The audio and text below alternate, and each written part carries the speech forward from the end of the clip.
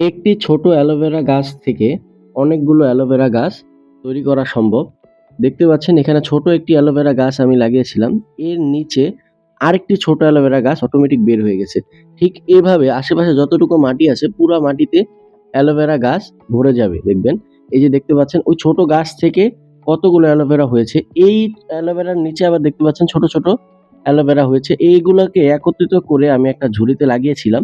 তো মাটির স্বল্পতা এবং জায়গা স্বল্পতার কারণে একটা ঝুড়িতে আমি লাগিয়েছি।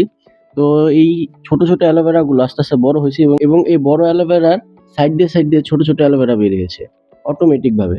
তো এই ছোটগুলোকে আবার আমি আরেকটা ঝুড়িতে লাগিয়েছিলাম। তো সেগুলো দেখতে পাচ্ছেন কত বড়, বড় হয়েছে। অর্থাৎ একটা অ্যালোভেরা গাছ থেকে আপনি অনেকগুলো অ্যালোভেরা গাছ তৈরি করতে পারবেন আমি যেভাবে করেছি। আর এই অ্যালোভেরা গাছের সাইড দিয়ে যে ছোট, ছোট গাছগুলো বের হবে ওগুলাকে সাথে, সাথেই অন্য একটা জায়গায় লাগিয়ে দিলে এগুলা উন্মুক্তভাবে বড় হতে থাকবে এবং আমার যেহেতু এখানে মাটি কম এবং জায়গা কম যার কারণে একটা ঝুড়ির মধ্যে অনেকগুলো গাছ লাগাইতে হইছে। তো ইনশাআল্লাহ পরবর্তীতে এই গাছগুলোকে আলাদা, আলাদা করে লাগানোর চেষ্টা করব এবং তখন আশা করি যে এই গাছগুলো বড়, বড় হবে এবং এর মধ্যে কিছু, কিছু অ্যালোভেরা বড় হয়েছে।